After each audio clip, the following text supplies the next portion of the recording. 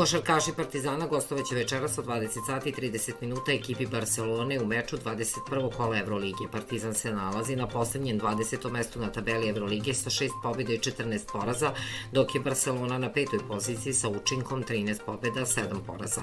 Trener košarkaša Partizana, Joan Peñarroya, izjavio je da njegovu ekipu očekuje zahtevan meč protiv Barcelone i dodao da će to biti prilika da crno-beli rastu kao tim. Košarkaši Crvene zvezde gostovaće večeras od 19 časova u Kaunasu ekipi Žalgirisa u meču 21. kola Evrolige. Zvezda se nalazi na 10. mestu na tabeli Evrolige sa 11 pobjeda i 9 poraza, dok je Žalgiris na 9. poziciji sa istim učinkom.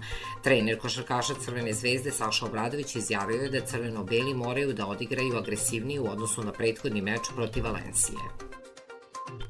Odložena utakmica 14. kola Evrolige između košarkaša Olimpijakosa i Fenerbahčea igraće se 17. marta od 20 sati i 15 minuta, saopštio je danas grčki klub.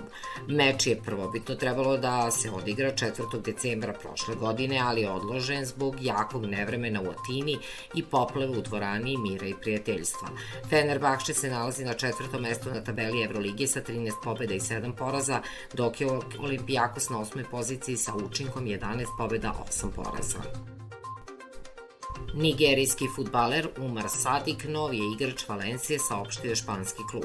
Sadik je sa Valencijom potpisao ugovor do juna 2028. godine, a u klub je došao iz Real Sociedada. On je prošle sezone bio na pozajmici u Valenciji kada je na 19 utakmica postigao 6 golova.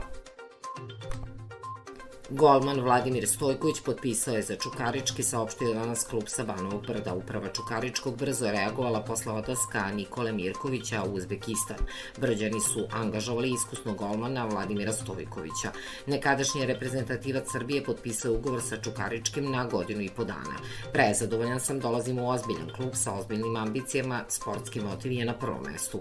Poznajem većinu saigrača. U prethodna 2-3 dana uverio sam se da ovde vlada porodična atmosfera, drago mi je što sam postao deo takvog kolektiva, rekao je odmah po potpisivanju ugovora. 42-godišnji Stojkovića prenosi klubski sajt.